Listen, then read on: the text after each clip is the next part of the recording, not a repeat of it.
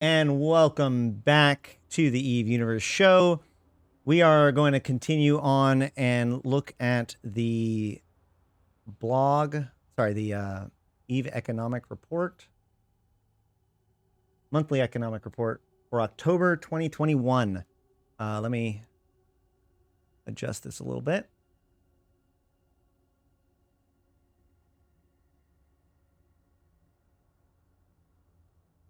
And I think in this case, I can kind of go like this, right? There we go. That'll do. Okay. So the economic report is something that gets put out every month. And it's fairly standardized, so we can get some good information out of it. I also happen to have the September report and the August report ready, just so we can kind of maybe look at some trends.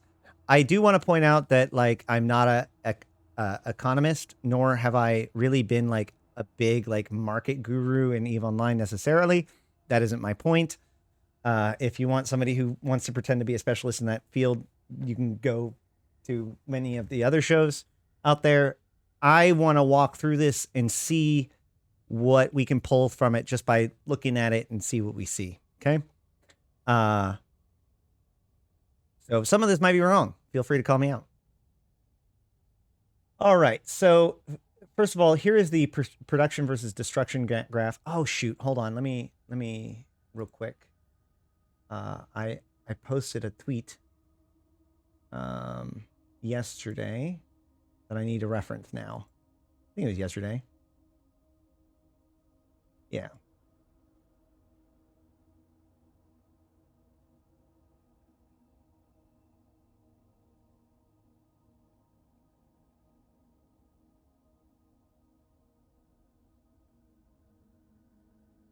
All right. So this is actually the production versus destruction graph from 2004 all the way to Dunk Dinkle posted a tweet with better presentation of each slide. Yeah. I know he did. But I'm also going to be hopping between them, so might as well have it be in one format. Okay, so I added on what we had this month, tacked it on to the end, so we can kind of see how things are. The first thing that I want to point out is that a lot of people have been claiming that there's a dip in all sorts of things. And honestly, if you look at like the historical graph, it was green at first, and then it becomes yellow. Hold on. No, sorry. It's yellow at first, and then it becomes blue. This line is the destruction line. And you can see that over time, while everything else has gone up and down very aggressively, the blue line has actually stayed pretty steady.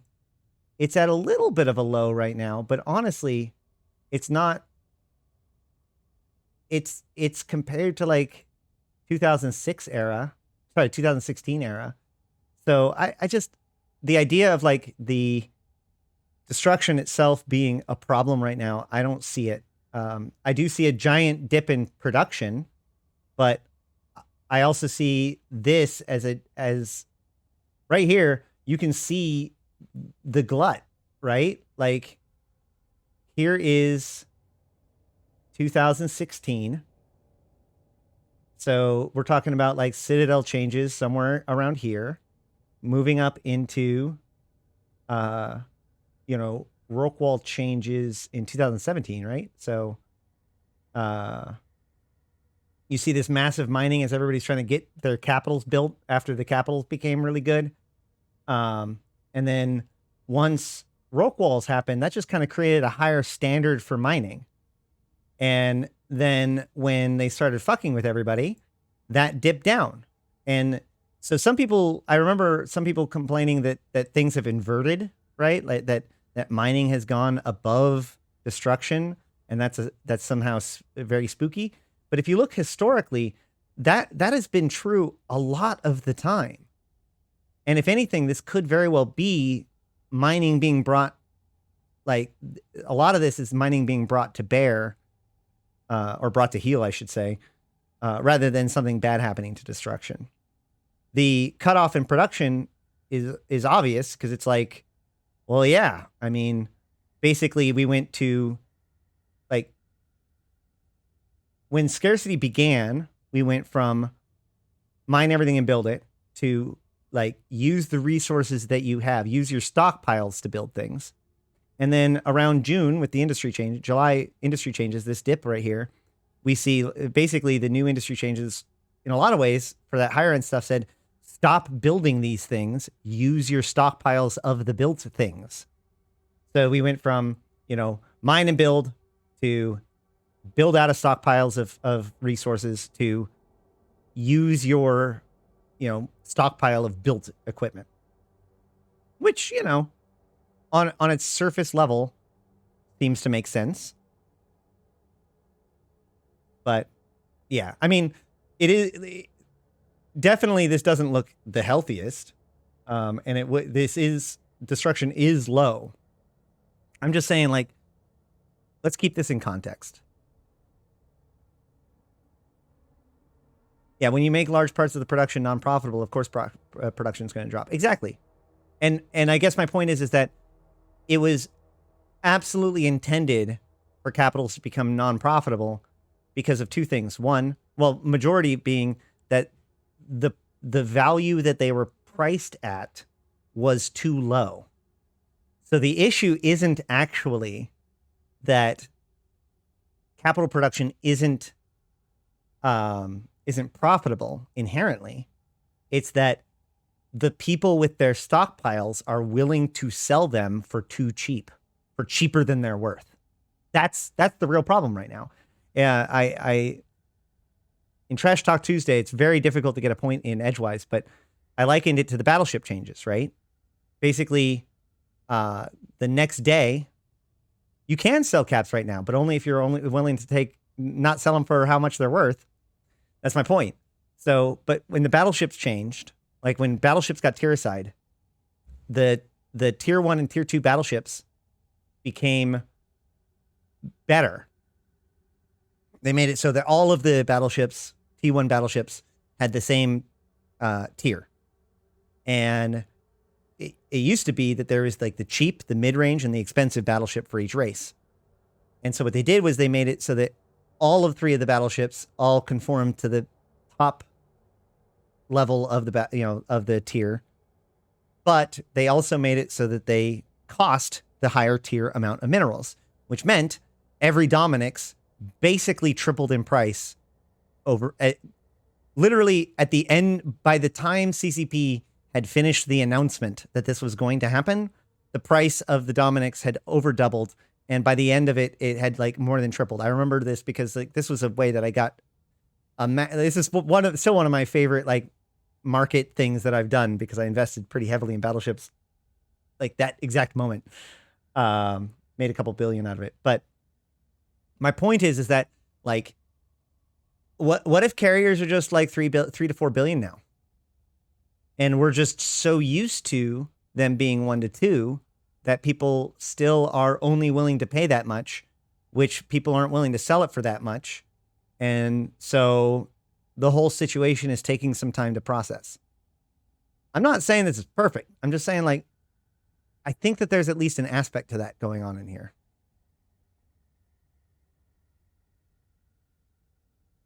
Sorry. Caps are now used so rarely because they are hard to replace. I don't necessarily feel that they're used that rarely. They're used less, but they're certainly not rare. They're certainly not pre-Citadel rare in their deployment. Either way, we'll see how that goes. They have done some. There's a lot of things in this change that will also make that better. That I don't think has been fully been processed by the market for sure. So we'll see.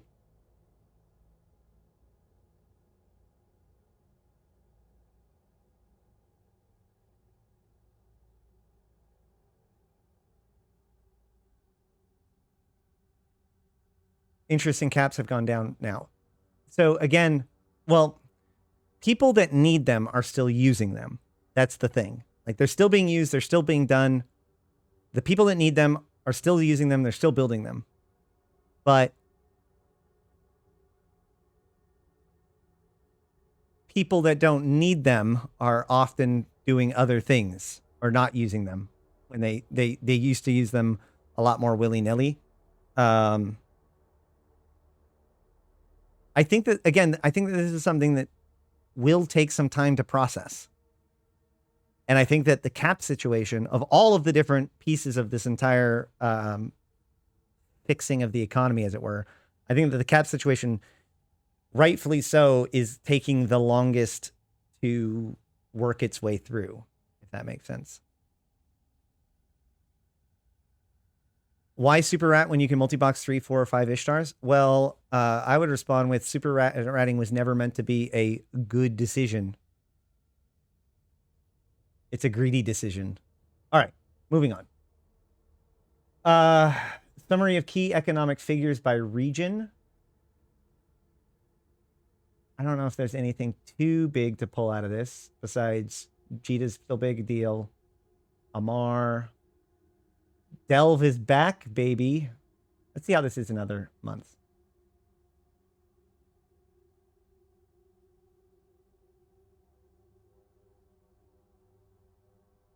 Or Delve never went anywhere.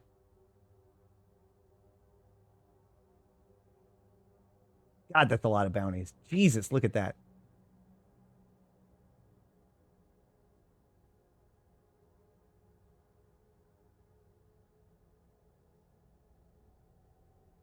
Mining. So look, you can clearly see bounties, ratting has started to give away 24, 22, 17. Yeah. Over time, mining falls, or sorry, NPC falls and mining rises as over the last 3 months.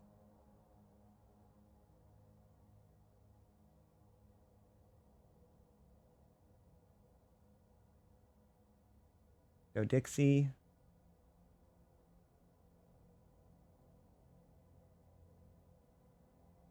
Total destroyed by region.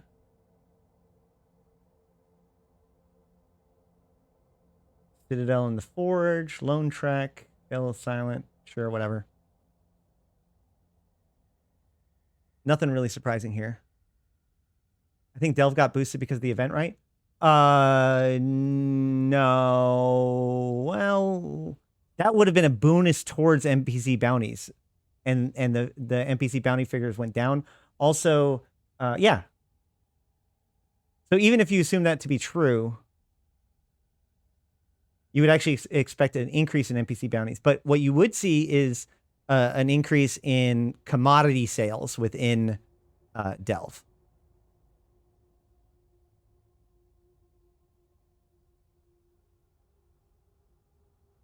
Scarcity also increased the stakes to engage in war. Don't even suggest that scarcity breeds conflict. That's apparently not an okay thing to say. Okay, total destroyed value by region. Forge, Citadel, Lone Trek, Veil of Silent.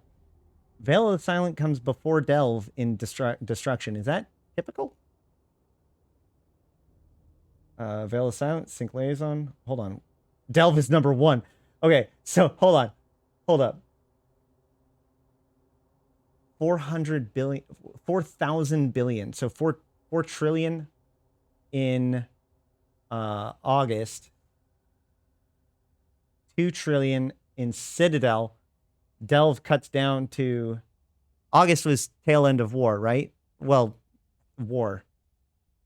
So September it's starting to die off. Delve drops down by almost a quarter, falling under Veil of the Silent and the Citadel. And then now has fallen all the way down to here at 1.3. So yeah, it's fallen another 400 billion. So looks like they're securing their Delve. Total mining value. Here's another good one. Veil of the Silent being top dog for mining. It's called Veil of the Contend. Hold on. Veil of the Contested or Veil of the Content? I mean, Battle Wraith, the problem is that it really is true, right? Like, as I said before all of this stuff happened, before scarcity even happened, and we were all complaining about how CCP couldn't give them any conflict drivers and nullsec was boring now. I remember saying, like, the issue is that in order for me to win, you don't have to lose. That any effort to disrupt your empire building is just an expenditure of my resources that's less efficient than just building up my own. And so all of the major empires basically turtled up as hard as they could and just raced to the top. So, yeah. Scarcity breeds conflict. When there isn't enough, then you fight over what's there. Now, whether or not that's what led to anything in this game, that's for the future to deal with, I guess. But my point is that the core of that argument is very sound. All right. Total NPC bounties by region. Veil of the Silent over Delve again.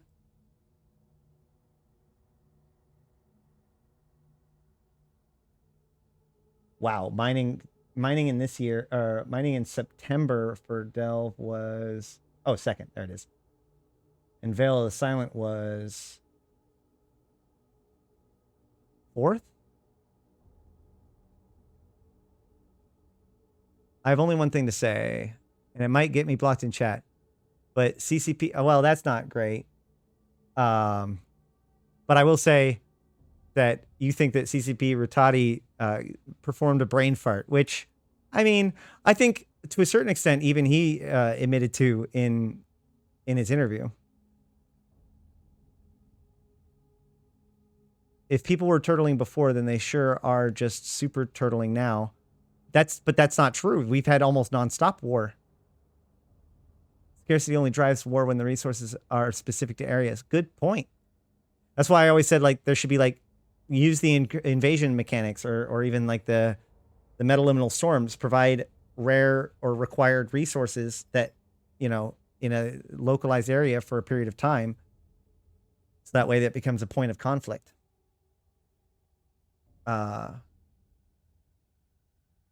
Yeah, as per the MER, people are turbo mining and turbo ratting. Yeah, we're looking into that. I'm just looking into relative things. I don't know. I'm just having fun with it. Total production, Forge, Delve, Lone Trek, Citadel, Veil of the Silent.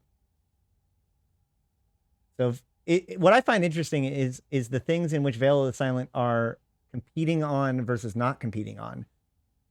You know, their mining is not as high, but their ratting certainly is, for example, right? They are 5th in production, like 4th in mining. This was last month, but 2nd in NPC bounties, and nearly tied for first. That's all. It's like I said, just fun things to look at.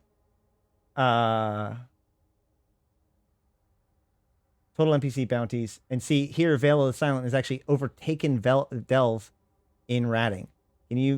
So yeah, Delve is beating out Veil of the Silent by probably over 30%, but is losing, maybe doing 80% of the NPC ratting. The Forges of Delve are fired up, man. But here's the interesting thing. Veil of the Silent is still beating them in mining itself, though, this month. So they're mining more, but they're not producing as much with it. I don't know if that's even meaningful. Genesis is a Mar. It's usually pretty high up there.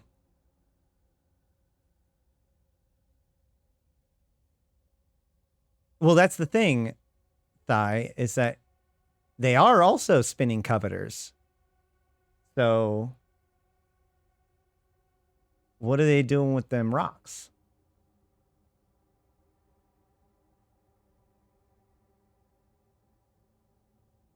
Yeah. Well, actually, that's a good point. Did we go over exports yet? Net imports. Forge imported a ton. Veil is, look at, no, that's imports. Exports are really low. Imports are high. I don't know what that means.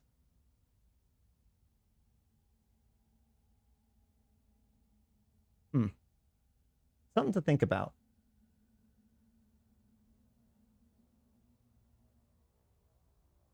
Total production value. Yeah, we already went over that. And then total market trade value by region. This graph is almost like a meme, right? Mining ain't just ore, it's also moons. That's a good point. But that still means that they're not building anything with it, and they're not exporting it as much as some of their other people. Yeah, they could be stockpiling it knowing that the change is coming. Who knows? We'll see. Market trade. Yeah, like I said, this is like a meme graph right here. It's just like Jita always blows out everything so high that it almost doesn't matter. Delve is still, oh man, Sync Liaison's right there. We need to get Dodixie above Delve. That's a thing we should work on. Total market trade value by region. Still. Lone Trek is, what is in Lone Trek?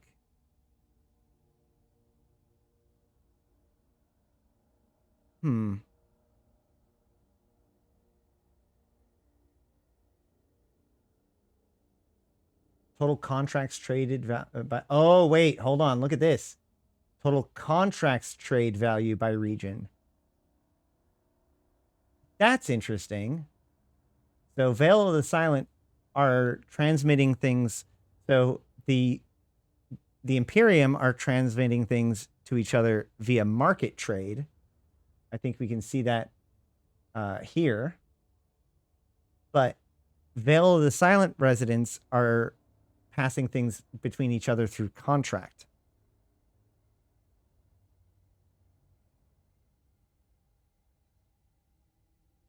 All right, imports and exports by region. Here we go.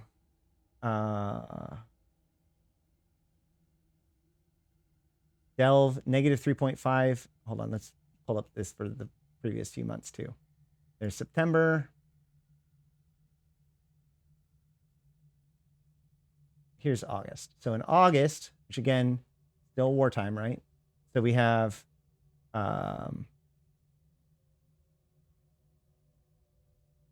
Veil of Silence at like 3 and 3, pretty even. 3, 3.5. With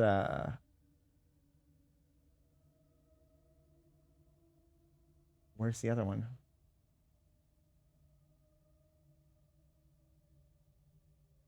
Okay, somebody tell me, has to help me out with what's going on. What is Lone Trek, and why is its numbers always so big? Like, I'm brain farting it.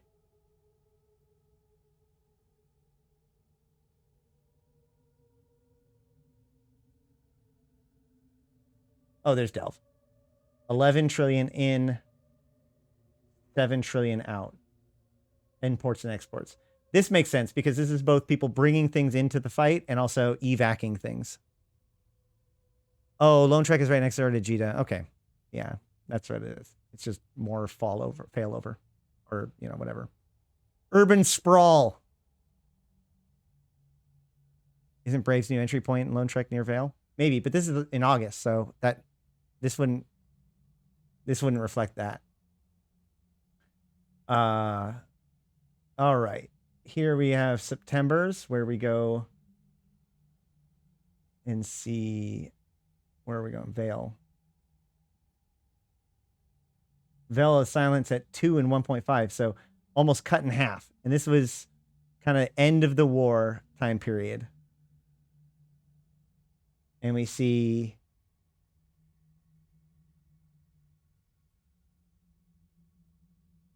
Delve 2.2 in, 1.6 out.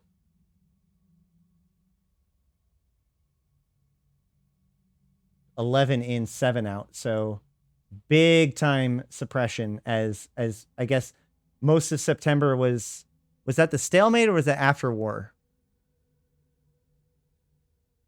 I can't remember when exactly the war ended. Pratt wasn't home at the time. Oh, well, there we go. And then now we have, wow, is that a big boost to sync liaison? Hold up. 7 and 7. 11 and 12. I think that this is probably because of the event. I found it pretty opportunistic to do the event in Galente space. But who knows?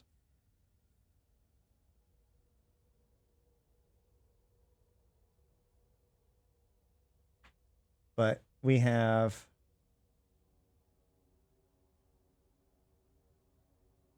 Veil of the Silent, 2.9 in, 2.3 out. Nothing still jumping out there. And then Delve, 3.5 to 3.9. Hold on. Where's Delve here? I don't like how, did they change like the order every single time? I don't understand what makes the order that way. But so exports is less. Exports is much less. So it looks like exports are now going higher in Delve than imports for the first time since the war has ended. Looks like they're, trying to harvest their wealth and get what they can sold off to start, they're not saying that it's like a panic or anything like that. It's just the engines are running now and they're making money. Net exports by region. The Cloud Ring being high is really interesting.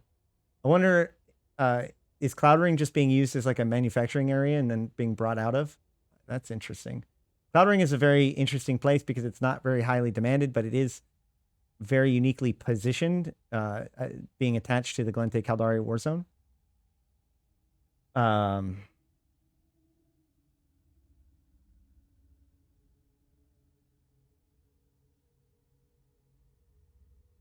And then, but if you look, yeah, even though Veil of the Silent is mining so much without actually producing as much, they are also one of the largest importers at the moment. That's, in fact, no, some of these are null too. Yeah, they are. In fact, well, Cobalt Edge, a lot of these are basically drone lands. People are exporting things to drone lands. I've probably maybe crab beacons would be affecting it. Cloud Ring, try being kicked out by an FXR. Oh, I see. So it's an export because people are leaving, like retreating. Got it. It is ordered by net imports or exports. Oh, well, that seems semi-random. No, I'm just kidding. Is sinks and faucets. This one's always a good one. Hold on. Let me see if I can make this a little bit. Oh, no. Nope. Okay.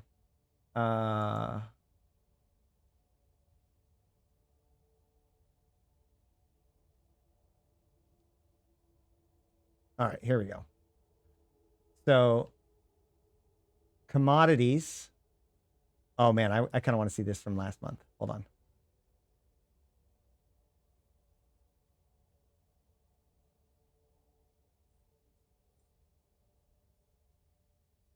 So commodities in September, 300 billion ISK out. That's weird. 35 trillion in. And this time we got 35.2. Oh, really? So Crimson Harvest didn't notably increase the commodity sell off. We'll see the decomposition of the index in a little bit. But, let's look at this real quick. 34. So August is 34. September is 35.7 and October is 35.2. So commodity market coming back down a little bit. Bounty prizes 21. 21.21, very stable. Staunch incursion payout goes from 16.9 to 14. It's a pretty big dip. To staying at 14, which means the 16 might have been high. And there's like a graph for this too, but I like to look at the numbers like this sometimes. ESS main bank auto pay. Hold on. Redeemed ISK token, which I believe is just stolen bank funds. 16 trillion. Hold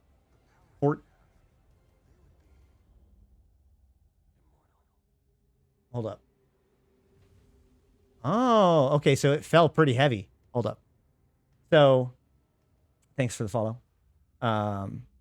If you look here, I'm right, right? Redeemed ISK token is when you steal from an ESS bank, right?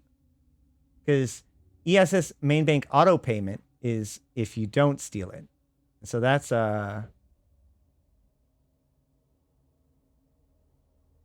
or oh no. I know what this is. I think this is, was this like when they literally gave us like the ISK to redeem? Like from the Garistus or whatever? All right, either way.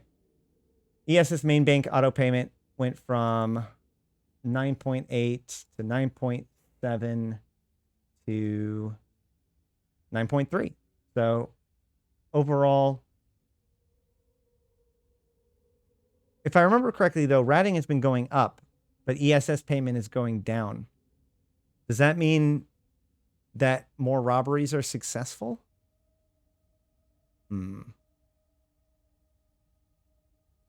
Or, yeah, it was the ISK during the 14 days. Right, new player ISK and from the giveaway. Yeah, exactly.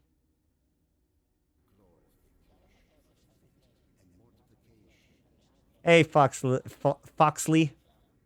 Thank you for the raid, man. Glorification to you. Blue-red loot would be commodities. I think that's decomposed later. More ratting away from ESS systems. I don't think that that's happening. I don't see that happening though. I like I said, I wonder if this is, I don't know. I don't know. I could just be totally wrong. So let's move on. Triglavian invasions. So this is like this is dread sites, etc. But only if you're working against the Triglavians. This is no, this is both sides. So it went from it went from 5.5 to 6.8 to 7.4. So people are making more money steadily again doing invasion content. Either the dreads or other sites. This does not include the new exploration sites. There are Pochvin sites that can be run. And also there is an increased spawning of the sites in minor victories and fortresses, I believe. So this could indicate that people are doing this again, or it could just be that, like, as time has quieted down, seagulling has become less popular. People have gotten to be able to get back to farming dreads again. Hard to say. Trig incursions are only in Pochvin. No, well, you can find things in the Edencom and Triglavian minor victories and the Edencom fortress. And the roaming rats are within or appear in any system connected to Pochvin. Yes, Foxley rated me. I noted it. Glorification of the fit, mortification to the unfit. You are glorified. Thank you. No. I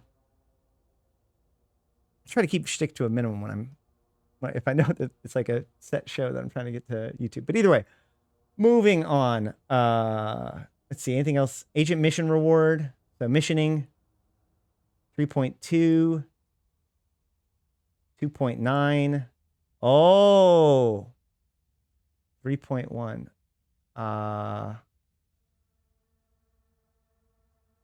Well, I don't know if this is relevant, but there is a dip in mission running in September. Insurance 2.8, 4.3. There's a lot of destruction that month. 2.8 to 2.9. Pirate fobs. Did we even have pirate fobs in one of these months? I don't think did. Anything else? Anything else stand out? Project Discovery. Is that still like 7 to 9 or whatever? Project Discovery rewards is only, wow, it's only 852 billion. Hold up. Because it was pretty high before. Maybe that is the high that it was. Maybe it was only 1 trillion. But yeah, 800 million, 823 million. It has gone up, actually.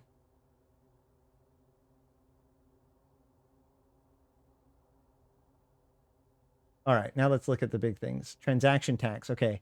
Oh, here's a good one. 9.5 trillion to 9 trillion to 16.4 trillion in transaction tax. Woo! Man. Woo!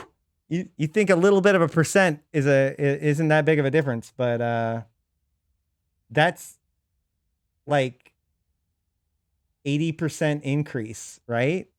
From 9 to 16. Wait, it's almost 200% increase. 9. Well, no, that'd be 18. Yeah, 90%, 80 to 90% increase. That's nuts. Eve Universe Mad Money Edition. No, I'm not going to tell you to invest in anything necessarily. Yeah.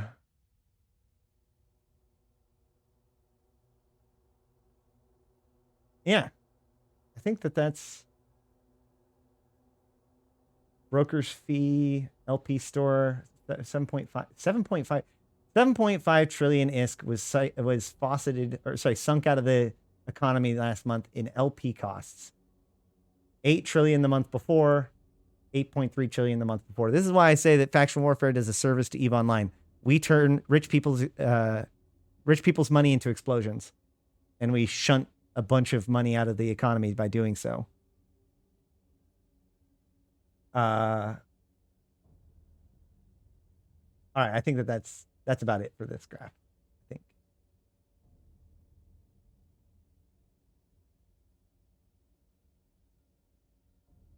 Here we go. Here's some faucets over time. We can see these spikes in the Overseer personal effects are the events. Triglavian data. While we did get good payout, the Triglavian data sheets is remaining low. That implies to me that it might be the Edencom side that's being ran, or the rogue drone, like the Edencom rogue drones and the Triglavian dreadnought, like the Edencom dreadnought inside of Poachfin. Because if you were Edencom killing Trig, you would get Triglavian data sheets, which would increase this number. Miscellaneous bounty encrypted bonds. This is the this is the stolen goods, right? Hold up.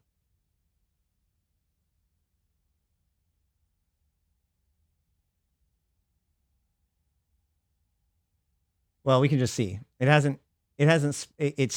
had a couple of interest spikes, but it's actually at a pretty low dip. Like it dropped in popularity and now it's coming back up. Abyssals also produce Trig survey data. Correct. It could be people running less Abyssals. But my point was, sorry, I wasn't saying like where are all these where is all this Triglavian data sheets coming from? It was the price of payouts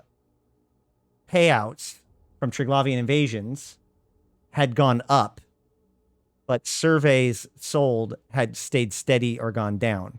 That's why I was saying, like, because just the invasion payout, you don't know if it's the Triglavians paying you for finishing an Edencom site or Edencom paying you for finishing a Triglavian site.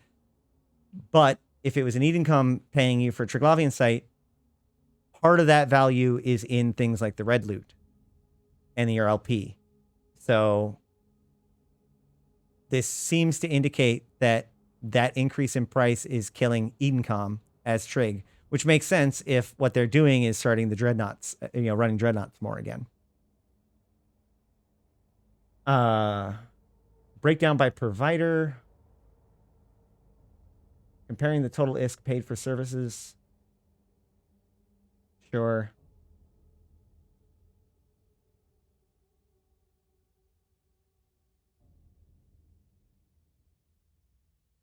Player to NPC, player to player. What is a player to player industry job tax? Oh, I get it. This is just indicating how much of the industry is done in NPC stations versus player structures. Because in an NPC station, you pay your taxes to the NPC, and when you do industry in a player structure, you pay taxes to the structure, which a lot of structures likely give 0% taxes to like their own people or whatever, which means that this value is like the total. This is not an accurate ratio of industry production. You'd actually expect this side to be more if you were looking at just raw industry job between the two. But it's a very interesting thing. Same with a lot of these things. Yeah, all these things are that way. Right. Okay, good. That's what makes sense. This is broker's fee in NPC markets versus player. Oh, I want to check this out. Hold on. Let's check this out. I want to see this broker's fee and see how it's fluctuated over time with all these changes. So,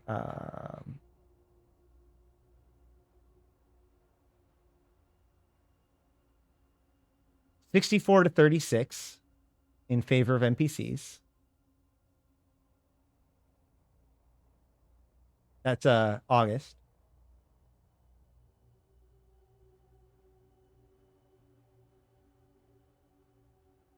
$70-30. So a pretty big shift towards NPCs.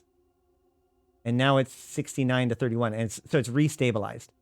That is the impact of the tax changes, right? Because it basically cut into the benefit that player structures provided in allowing you to avoid taxes or fees.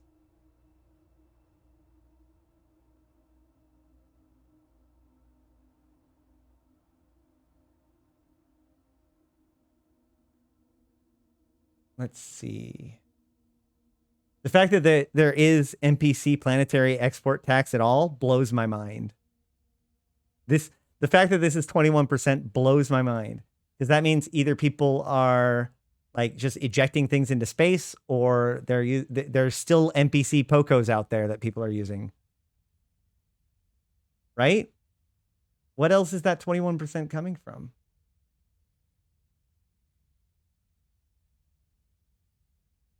Players don't charge players to repair, apparently. All right.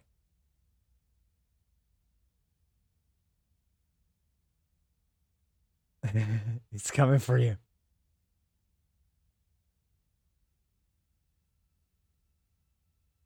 PI taxes, POCOs are still owned by players. Does NPCs also take a cut in HiSec on top of the player cut?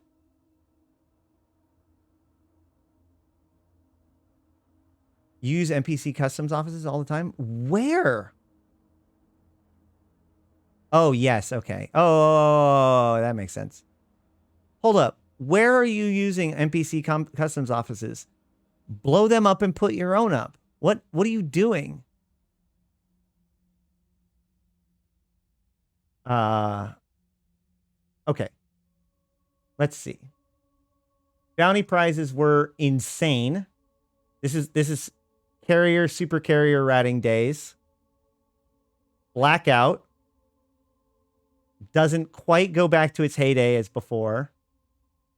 ESS update, which that update seems to cut the amount earned by a lot more than what the ESS takes out. Really shows the impact of behavior, I think, too. Commodity market.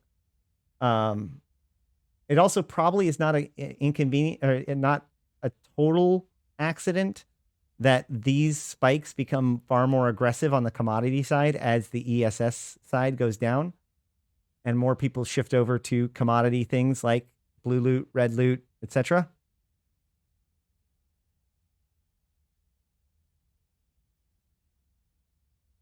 the bounty risk modifier, but when that almost universally increased how much people were making. This one guy, still control 99% of all POCOs. I think only a few organizations own a lot of them, but no one person can own the POCOs in HiSec without being able to defend them.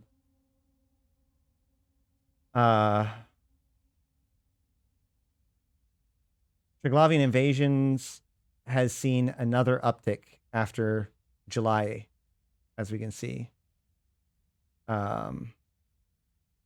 Transaction tax has also, you can see like, there's this interesting increase in transaction taxes back in August of 2019. That was the first tax increase. Yep, that was when Edencom raised our taxes. And then this is when the tax haven started. And now it spiked back up. But it went in some ways above pre-time. I don't know. I think that this clearly flies in the face of the fact that the tax changes would suppress market flow. Because it really seems like the tax is now affecting more than before.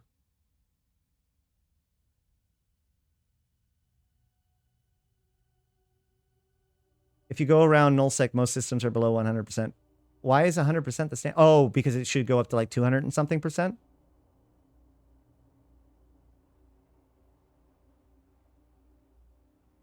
Nothing says welcome to Eve like getting insta locked and shit by NPCs. Well, I have a lot to say about that. It's not actually as negative of a thing as a lot of players think it is, but it's also true that they changed it so that that basically doesn't happen very much anymore. They don't gate camp anymore. Actually, here's the thing: the Triglavians no longer gate camp anymore. Edencom sure as fuck does. All right, money supply. So this seems to show that, like, throughout all of scarcity, while there was a big hit to things, there has been a slow road to recovery. Things are happening. Progress is being made, which is probably one of the reasons why they're not panicking, because, like, overall, the trends look good-ish. Like, a lot of people like to say that there's all these doom, all these things, you know, there's so much less destruction, there's so much less this, is like irrefutable evidence. But if you look at all the metrics, they don't actually reflect as much of a doom scenario as a lot of people say right now. The MER is recovered, not the MER, the PCU is recovered. Not that that's a good metric anyways. A lot of these numbers look fine. I say all this and then we move on to velocity of ISK, where you can clearly see that in spite of all of that, less ISK is being traded around than ever. People are starting to hold on to ISK more and more, maybe.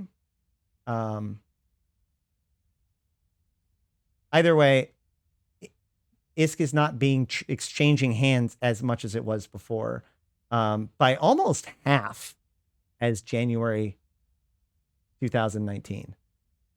So Invasions Chapter 2, we saw this big interest as people went to war, but then especially after, it's funny because it looks like the Invasion Chapter 2 made a larger change in velocity of ISK than the supposed awesome war of the nullsec guys. That's interesting. Probably inaccurate. I'm probably missing something, but that is kind of crazy. All right. Economic indexes. Okay, so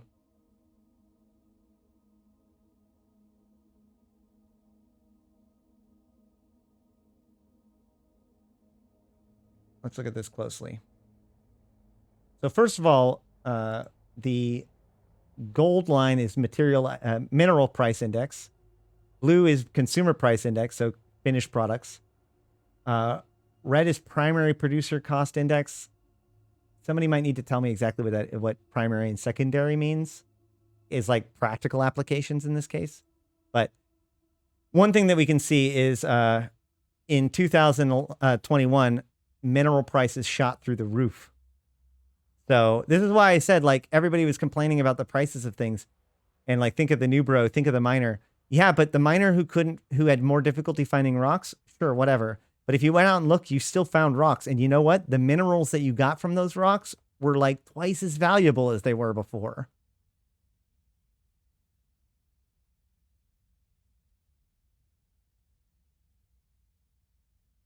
With more and more ISK in the game, it's just natural that velocity slows. I don't know if I want to just write it off as like that, though. I should go back and like find a really old economic report and see what the velocity of ISK, well, yeah, see what the velocity of ISK was over time. Consumer price index has been super low. That seems to indicate that like the final step of the things is not as rewarding as it probably should be. That's just what I, maybe. Other than that, I don't know if I can really get anything out of this besides that giant spike in minerals. Literally off the charts in the mineral price index. NPCs are mining rocks faster than the players. I mean, there is a lot of them.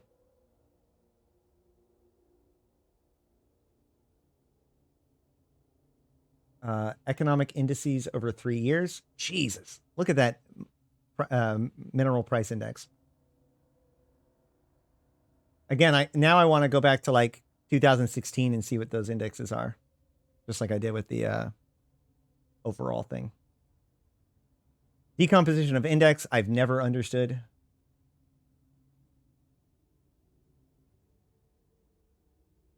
Like these just all seem like blank page. These always have appeared to me like somebody ran out of printer ink.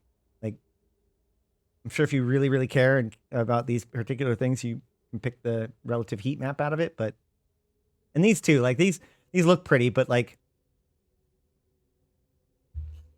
let's see, like, does anything stand out as functionally different between these two?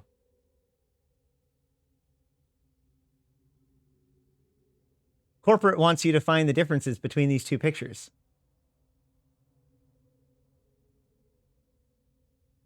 Hold up. Oh.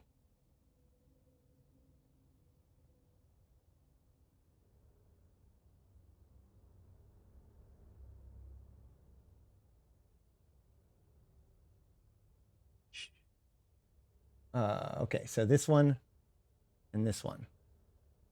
September, October. I mean, it looks like there's more destruction overall. But I mean, like, oh, come on. I don't know. I'm not sure how valuable that particular image is. Thanks for the follow, man. Same with jumps. I do like the fact that you can now see the Silk Road pretty clearly. That's kind of cool. This is actually funny to go look at the difference in like jumping in during the war versus right after the war. Like, there's Delve, and then there's Delve with way bigger spikes, lots of spikes, this whole area, lots of stuff here. And then now, very little movement in nullsec at all. That is actually worth noting. Very little movement in nullsec at all. Still a lot of movement in the high sec. Very little movement in the nullsec.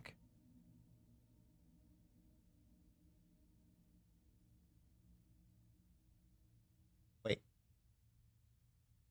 Did I compare the two? Nope, I got the wrong ones. So, oh shoot, that was peak concurrent versus jumps. Darn it. So hold on, let's try this again. Very little movement. Yeah, this actually doesn't. Okay, that's much better. I mean, wait. I am looking at different. These like literally, I just had a. These are the same picture thing. So like these 3 little spikes down there. Those 3 little spikes right there. Like it really does look like. Look, there's a little spine there. There's a little spine there. I mean, there's a certain amount of consistency in all this. There's Delve down there with little spikes. There was more And then back then, there was a lot more. But look, there's the little spine. There's the little 3 down there. PCU, on the other hand.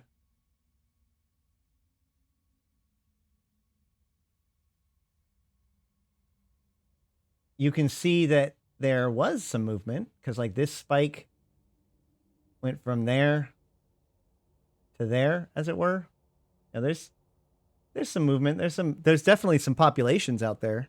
That's not an empty nullsec. Again, we should probably go back next time. I'll have to remember this to like also get a economic report from like a year and then 2 years back or something like that. Yeah, I think that pretty much covers the economic report. So let's go ahead and see if I missed anything about what you guys have to say about it. Supercap trading is now non-existent. That probably reduced its velocity a fair bit.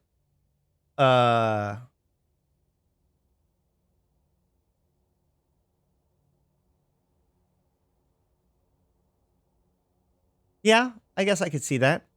Since people aren't buying and selling the biggest things, that's a big chunk of just things being bought, right? If super carrier purchases go down by 30%, that's going to have a significantly larger portion of the, or effect on the overall economy or numbers than the same reduction in like cruisers, maybe. Excuse me.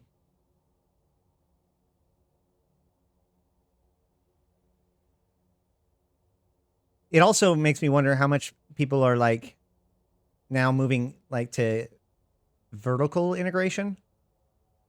Because this is the thing that's interesting about this is it's supposed to spark trade.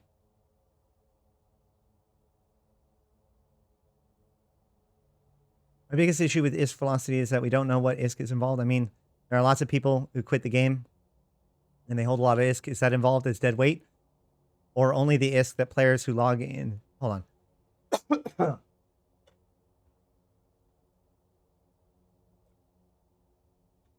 So what you're concerned with when it comes to like who gets counted as being active and where does the old money go, that would factor into this, the money supply, which is also one of the reasons why it always goes up, basically, because new players come in. Even if you quit, it's still wealth that you have. ISK velocity is how much ISK is being traded. So if a person's quit the game, they're not buying and selling anything. They're not trading ISK.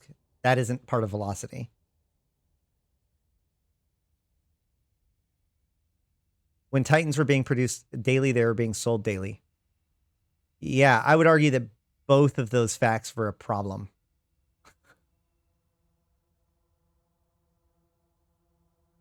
Oh boy, I need to go soon.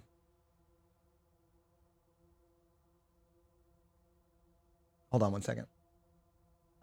One last thing I want to look up.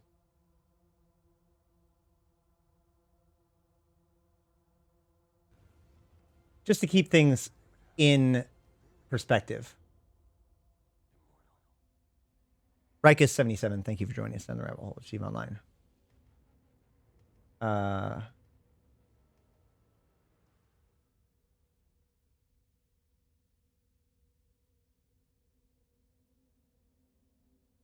I'm looking at this guy. This is a blast from the past, guys. This is the guy who inspired me. Gestures Trek. One of the guys that inspired me. This guy was the Robo Blogger. He blogged so freaking much back in the day.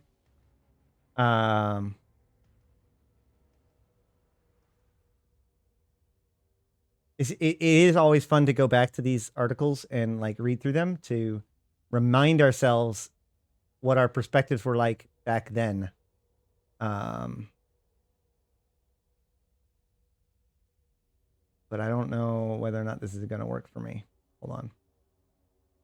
So the reason why I'm doing this is because there was a thing that he was doing for a long time, which was keeping track of how many capitals and super capitals were being destroyed per month or per week. And the point is that it was extremely low. Extremely low. Like the problem, the number one problem in this era when it came to capitals and super capitals was just how much they didn't die. They weren't used in risky ways. And when they were used, they were so dominant that they didn't die. So the rate in which supers died, golly, I wish I could find it. The rate in which supers died was always a big like concern for him, because he saw it as a sign of how much it had failed. But I don't know if I'm going to be able to find it now. So like, because I'm pointing out that like this was the biggest concern that was being addressed when the capitals got rebalanced. And so even now with the lowered rate of destruction, it is still significantly higher than it used to be when it comes to caps and super caps. And at the same time, I also think that the numbers that it was at was significantly too high because they were oppressive. In the same way that like Rorquals being the most used mining ship seems like just out of the cuff a problem. I'm not going to be able to find this. I'm going to have to look into it.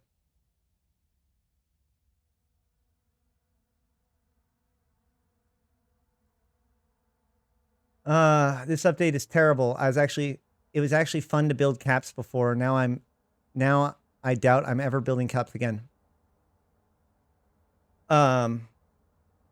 No, he doesn't blog anymore, though he does pop on Reddit every once in a while. So Ark, help me understand. What about building caps was fun that was removed or impacted by these changes? How was it fun before and not fun now? Fun, not profitable. Fun. I know it's a super nebulous word, but that's what a lot of people like to throw around. Like, how is industry itself fun? I need a spreadsheet for my spreadsheets now. You needed that before. I mean, like, jokingly, but that's just, to me, that's just the difference between a system that you've managed to sort out versus a system that you haven't yet.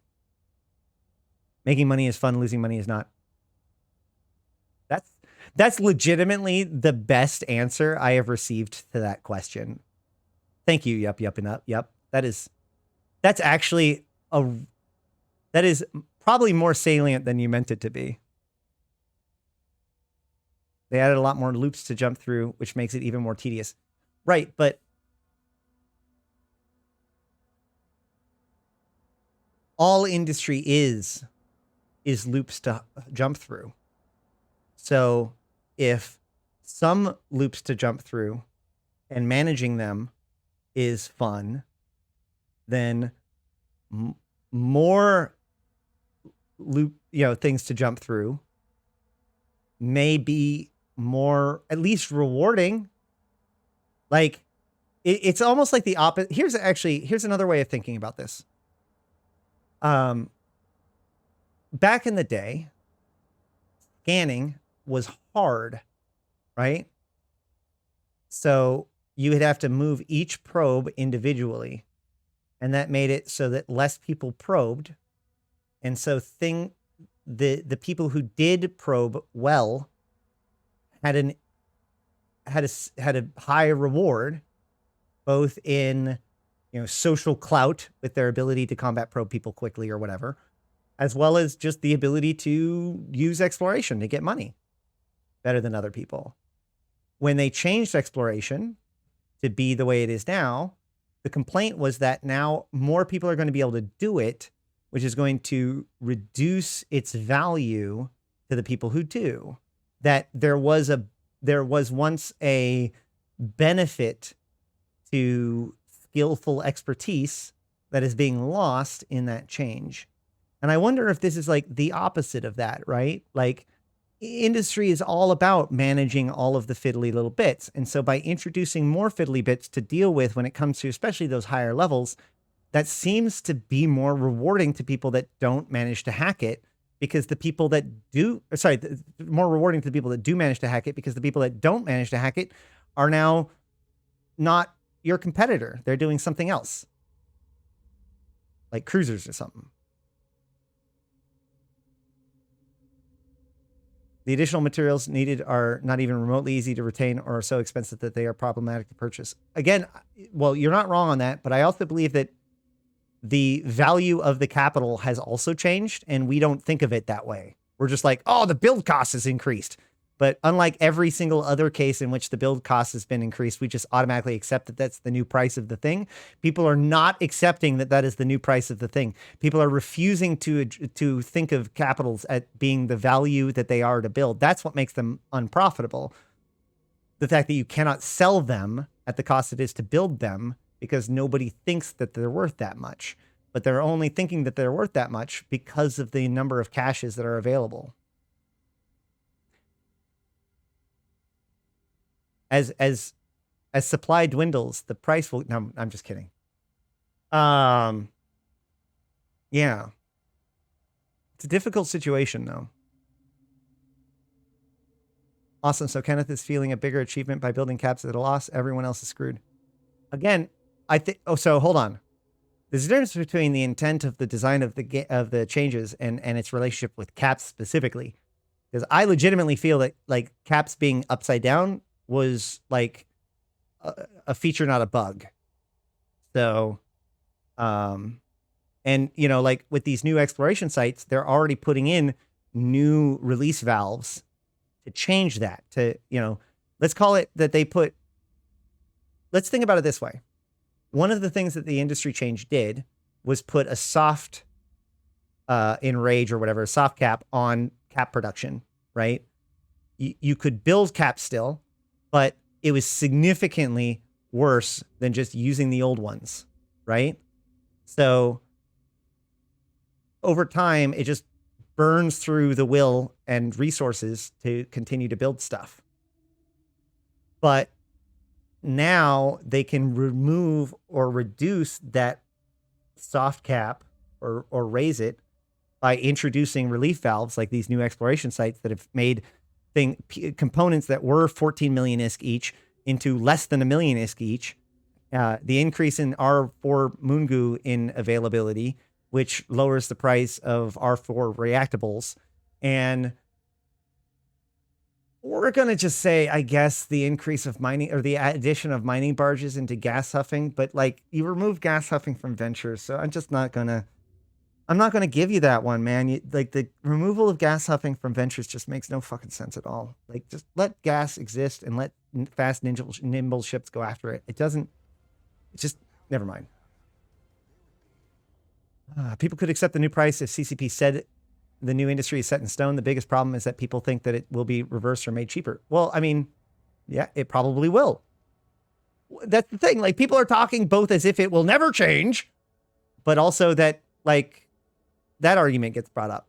Like, yeah, that makes this a situation to deal with, right? An economic reality, you know, an event that we are living through, a catalyst for change.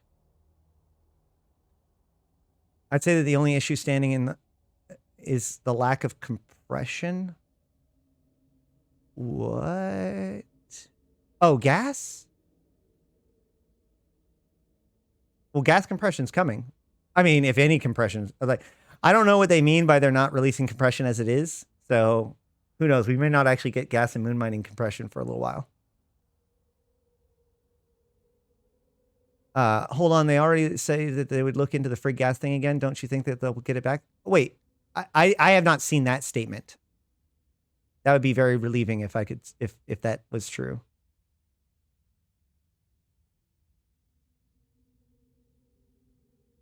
Well, Packet Creeper, arguably you could actually still gas huff in your venture or in your frigate, but you just don't have that bonus anymore.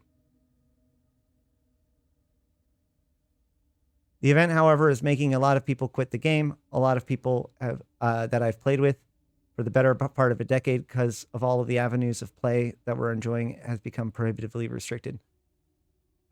I I mean, as with a lot of any change in Eve, there is a certain amount of adapt or die, which means that there's a certain population that will die. And, you know, it is not just Eve in which there's the joke of like, yeah, I've been playing this game with all of my friends and now I'm the only one of my friends that are left. And so I find a new bunch of friends where each one of those individually are the only one remaining of their original friend group too, et cetera, et cetera. Like I've seen that in other games too. And I guess my only thing is that if this is what's causing people to quit, then there's a very good chance that very shortly things will be at such a place where they will be okay with coming back again, right? Like sometimes we don't know, like if it'll ever get better for them. But like if you're tired of scarcity, it is over, and things will only get better from here. So if you want to claim that this is not enough, then you know people take pauses from Eve all the time. You never truly quit.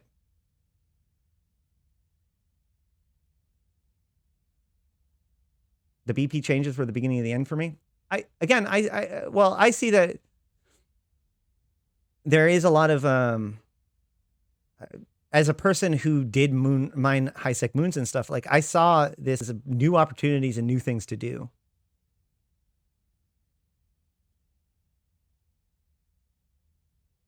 Yep, I know of several that gave away all their stuff and pulled SP. I mean, that happens.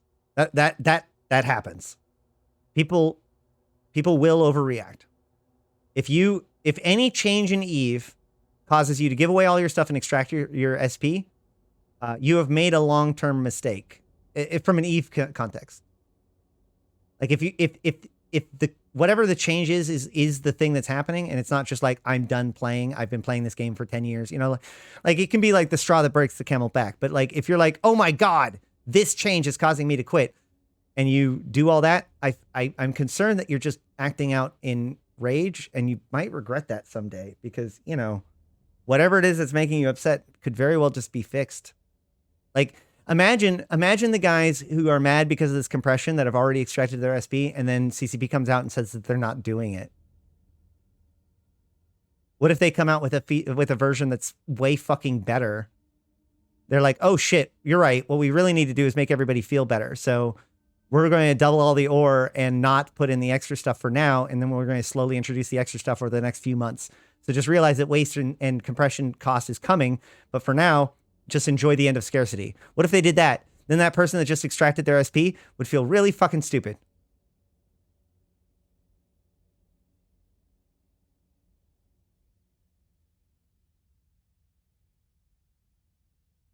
Scarcity isn't over. There hasn't been one announcement from the CCP that makes players better off with this for the same effort. The main concern about scarcity, though, wasn't how much my effort did. It was that there was no rocks to mine. Well, now there's more resources, but you still have to put in the more work to do the more resources, right? The issue with scarcity was it didn't matter how much you worked if there wasn't anything to get.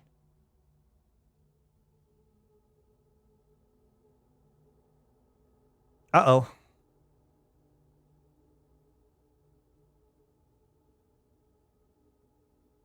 Posting that link. Oh, it's just so from the reactions to the devlog on the forums. No, that's not how the math works on this. Once you factor in everything, ore hold sizes, drone travel times, warping to an Athenor to dump fuel, pre-roke nerf equals 2 post-nerf hulks. So replace the yield of 1 roke. You still need that roke plus 2 alts and hulks. The hulks will be flops hunted. Is he sure about that? Because like, from my understanding, mining barges will actually outperform, or Tech 1 and Tech 2 equivalent. Like the highest end of that will outperform what roke walls are doing now. Right? No, not, but a mining barge then versus a roke wall now.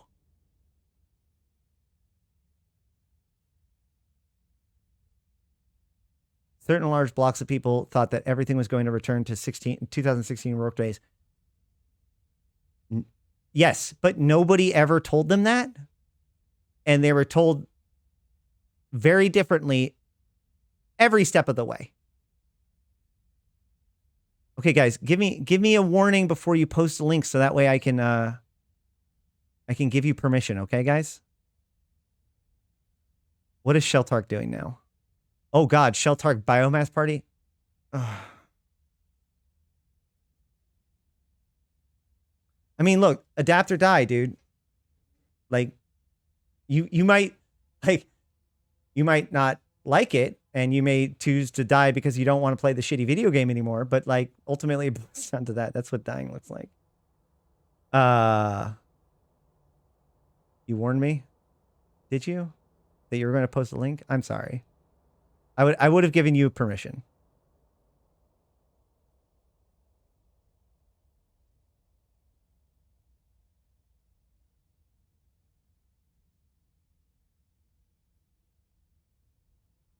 Oh, I see now.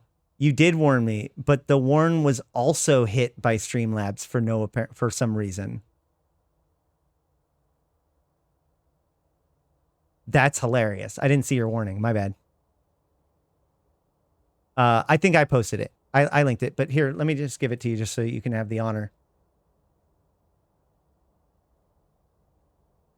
There you go. Post. We Goonies have been saying that they'll make CCP reverse all the changes that they made to industry. Well, if they were right, then it's good that they did. Adapt or die. All your base are belong to us. Chipping in with the base words.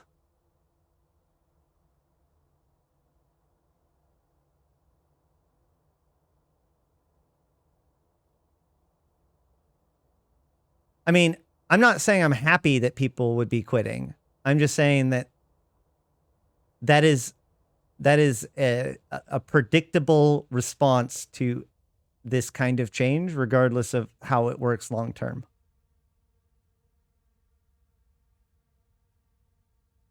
Oh, cool. Here, let me give it to you, Crimson. Because that to me is a big one. I know it may not seem like much to you guys, but like, especially to alphas, I think it's a big deal.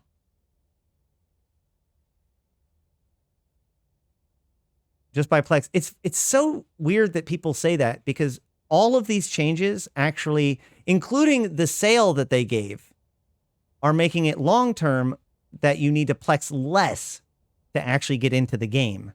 Because you no longer need to get all the way up to a roque wall before you can feel like you can be valuable, because roque walls aren't overpowering every other mining ship. So there's not this artificial set of capital skills that you need to train in order to get into mining.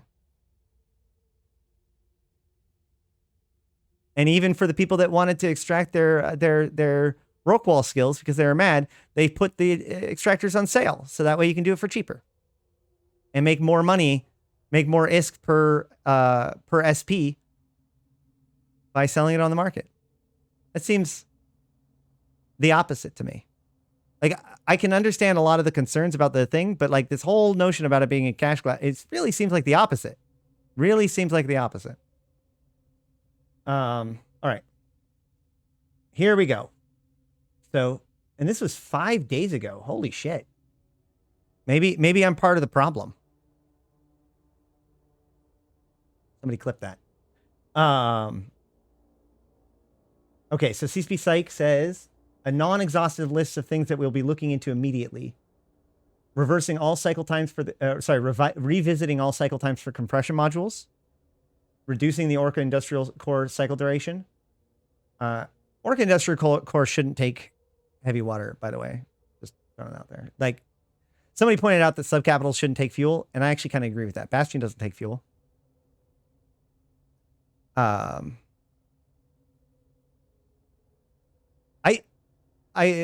is Eve tedious and boring? Because you can't multi-box roques anymore. What's funny is that like the people that are complaining that these changes making Eve more tedious and boring are defending the very activities that have historically been thought of as the most tedious and boring tasks in EVE. Just confuses me. Orca is not a capital ship. Fight me. Ways to bring back gas harvesting bonuses to frigate. This might have further effects on introducing mining barges, exhumers, gas bonuses. So there you go. They might not fuck up the venture. Or how about change your playstyle to do something else? Yeah, you didn't join EVE to mine in a rock wall. You joined EVE to play in New Eden. You ended up mining in a rock wall because that's what your path led you to. But there are different things. Lift the cat. He's super comfy right now, so I would feel bad. I would feel bad.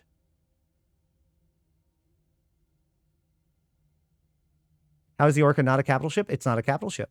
It is the Orca is a sub-capital ship that requires capital components to build. The Blops is also a capital ship that sub-capital ship that requires capital parts to build. The Orca in every single way behaves as a sub-capital ship, and in every single way it behaves as a capital ship. It is specifically listed as a separate exception above and beyond capital ship. Well, I think that there might be a couple of exceptions to what I just said, but by and large, it's true. It'll either say capital ships and industrial command ships, or it'll list the Orca specifically, even if capitals are listed. So it is technically not a capital.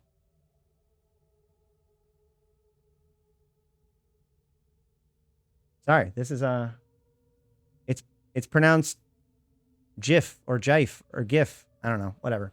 Potential increase of fitting attributes for barges exhumers, adjusting the porpoise main and specialized holds. That's actually an interesting point. If the porpoise is not going to get compression at all, it should maybe have better holds. What is the implication would be if we allowed moon ore compression with 90% efficiency in structures? The implication is I will compress all of my moon ore in high sec. I can tell you that right now. That is the implication. So are freighters, jump freighters, cap ships? Yes. Yes, they are. You're correct. Straight copy from the wiki. The Orca sits on the border between the capital and subcapital, capital and subcapital. As while it can only equip battleship size modules and does not require capital skills, it is much more durable than any battleship. It's constructed from capital ship components, and like other capital ships, it is immune to the micro jump field generators and command destroyers.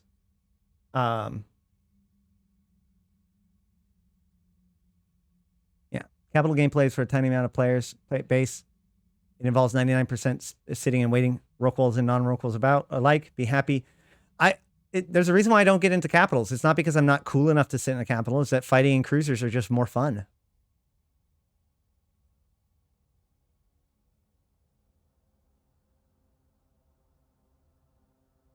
Unless you're suggesting capital ship is determined by jump drive capabilities. No, because a freighter is a capital and it's not determined. It doesn't have a jump drive.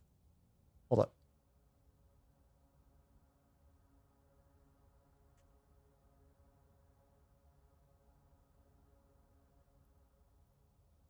By the way, I'm at the epicenter in Thera. I forgot to mention that at the very beginning. I do need to wrap this up like very soon, but we'll go back and forth about this a little bit. Micro jump field generator. See? Oh, freighters do get listed separately here. That's funny. Capital ships, freighters, and the Orca. So by that argument, yeah, freighters are on the fence too, but the Orca does get split out limited, separately here. As I've said, this is true in every single case. Sometimes freighters, most of the time, freighters do get lumped in with capital ships. It does say that freighters are the only capital ship that can be allowed in high sec, I believe. Freighters and jump freighters. Can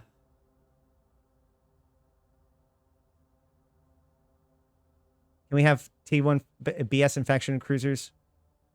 Well, battleships have fairly normalized faction stuff is still bonkers. Now, it is interesting that so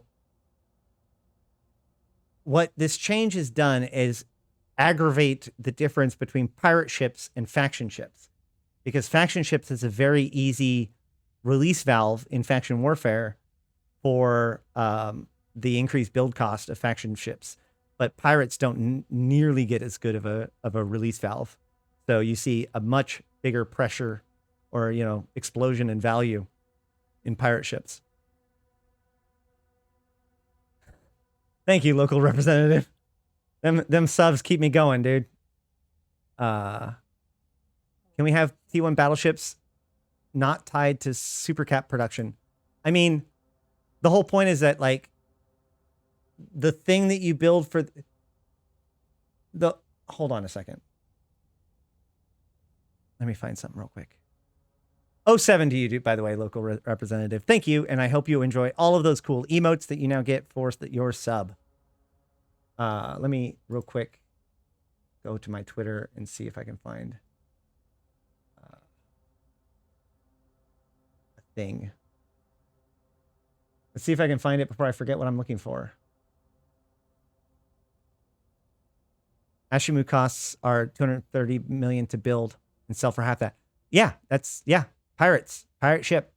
Exactly. Pirate ships are totally, if anything, I actually think that while we talk a lot about caps, you know, first of all, caps kind of deserved it, but if anything, the undeserved loser of the industry changes have been pirate subcapital ships. Like, that is, they have, I don't know if I can call it collateral damage exactly, but it's certainly, they certainly have been impacted in a way that they have failed to recover from so far. Holy crap, I post a lot of pictures from Final Fantasy 14. Gosh darn it, what am I looking for? Oh yeah, hold on.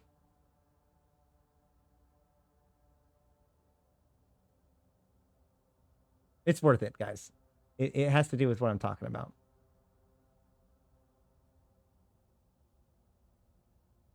It's not the full puzzle, but I just want to give everybody kind of a piece of it.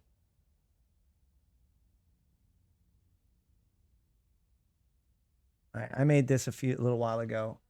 I can post the picture on here. Where is it? Boom. So this is the capital core temperature regulators and the doodads that are required for doing the faction stuff. Now, the values here were hand entered like 4 or 5 months ago. So let's ignore those for a minute. And there's more pieces to the capital core temperature regulator, I believe, than just the core temperature regulator. But the number of units is kind of there. So what you're seeing here is that basically it all boils down to these R4 stuff. And then R4 stuff with some very basic PI stuff turns into kind of these 3 basic components, which this one, and this one is designed or are required for like battleships and faction ships. Well, these 2 are, and this is for faction ships.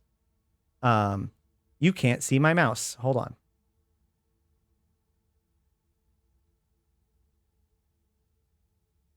Wait, could you?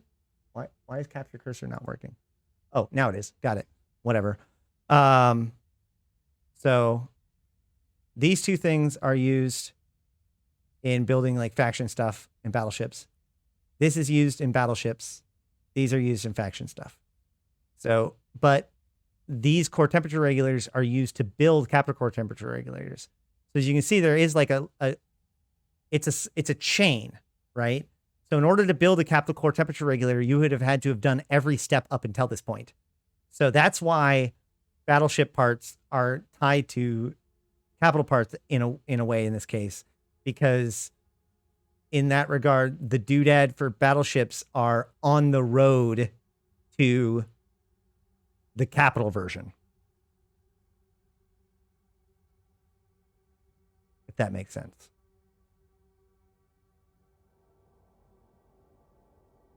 Pirate stuff should be expensive considering how well the ships perform, in all honesty. Yeah, but not that expensive, especially if you want that people to live dangerously with them.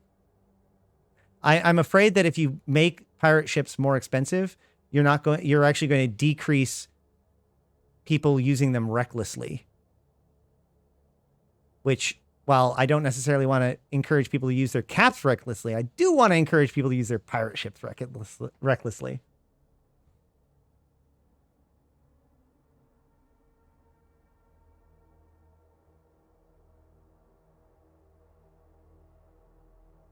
Okay. I think that's good enough for today. If you guys are watching this live, thank you for watching it. If you're not, thank you for watching it on YouTube. Don't forget to like, comment, and subscribe. If you came in late, these videos all go up on YouTube, usually within 24 hours or just after 24 hours. I like to clip out the highlights. I do put some work into making sure that like there are some fun things coming out all the time. So, you know, check it out, follow it, watch some stuff, comment, let me know what you think. Help keep me motivated. Yeah. So we're going to keep on this stuff as long as we've got things to talk about. We're going to keep talking about it every day, or at least every weekday, usually from 1800 to 2100. So with all that said, I've been Ashterothi. I've been playing this game since 2010, talking about since 2012. I'm here to put even to context for you, my fellow Empyreans. Thank you all for coming. Thank you for checking it out. Thank you very much for all of the... Oh, here, let's go... Actually, let me go back and... Before I do that, let me go look at my feed. Wait, I have a question. Okay. Manifest Destiny. What is your question? Hurry. Good discussion. Yeah, thank you, guys. That's the thing. You don't always have to agree with me. And hell, I don't usually agree with me by the end of the conversation from the beginning. The point is to have useful conversations. I ran into the Sisters Flotilla. I don't know what that is. That means that you are in a drifter wormhole. That is not a standard wormhole. The Sisters of Eve are monitoring the drifter situation. So the Sister Flotilla is... There's nothing that has been ever discovered that is interactable about it. There has been some suspicions that it was originally going to be used for something that it didn't. But yeah. So if you see a Sisters Flotilla, that means that you are in a drifter wormhole, not a standard wormhole, which meant you took a, well, unless you came from wormhole space. If you came from K-space, then that means that you took a unidentified wormhole instead of an unstable wormhole. The Sisters are super shady. At least, well, actually, oh, that is one thing that I want to do. This is going to be the preview. I think this is what we're going to do tomorrow. Tomorrow, barring we don't have yet more to talk about, what I want to do is do a reading of the Chronicle, Eye of the Needle. Because this is the Chronicle that I like to refer to that was in the Frigates of Eve, but now is on the new Eve lore website. So I want to do a reading of that because it is the story about Thera. But the reason why I bring this up is because even in that chronicle, they specifically call out the fact that there is basically two Sisters of Eve. There is the normal Sisters of Eve, which is the humanitarian outreach, standard, friendly group. And then there's the servant sister, the sanctuary, which is their more religious, cultish, God is behind the eye, the Eve gate. We must understand the very nature of wormhole space so that way we can gain increased mastery and find our way to God kind of group. So, very different in who they are between the two. And it specifically calls that out in that chronicle. So hopefully we'll find time to circle back and talk about it. Yes, it is a corporation within the Sisters of Eve. So there's the Servant Sisters of Eve, which is the humanitarian, and then there's the Sanctuary, which is the much more insular, almost secret society level of Sisters of Eve. Yeah. That's like saying like I don't know if this is exactly like a parallel, but it's almost like saying the difference between a member of the Catholic Church and like a member of the Knights of Columbus, right? Like technically all Knights of Columbus are Catholics, but they are engaging on a different level and have different objectives.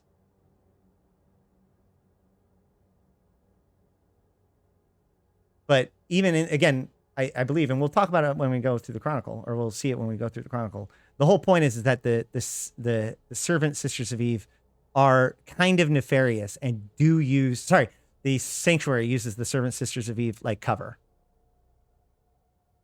All right. Yeah, it's tricky to make an analogy. I'm sure if I thought about it for a while, I could. Like, there's plenty of situations where there's like the outer order, which does one thing, and then there's the inner order, which has a totally different objective.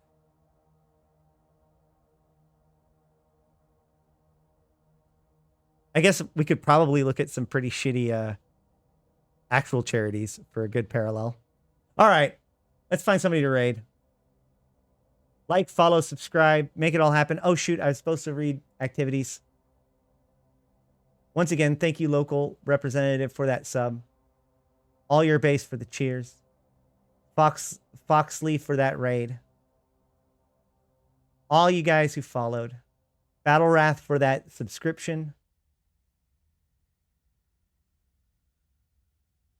And of course, Joachim at the very beginning coming in with that tier 3 subscription. Gosh, that dude is a rock. If you like me, you should make sure to go out of your way to thank Joachim or any of my Patreon patrons, because yeah.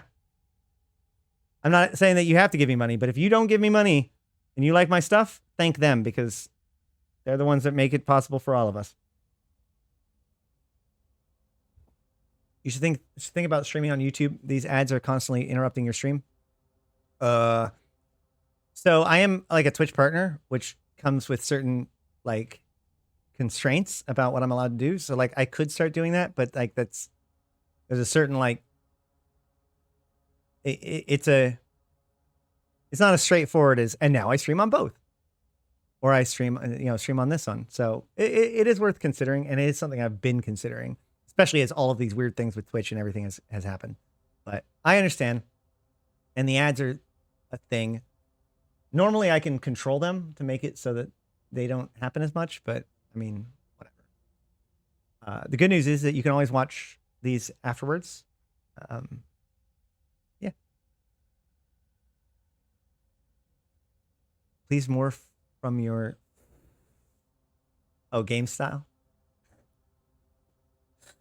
Don't worry, man. I'm going to continue to be here, and I'm going to keep pushing this out there and trying to help put Eve into context for my fellow periods. All right. Yeah, let's find somebody to raid.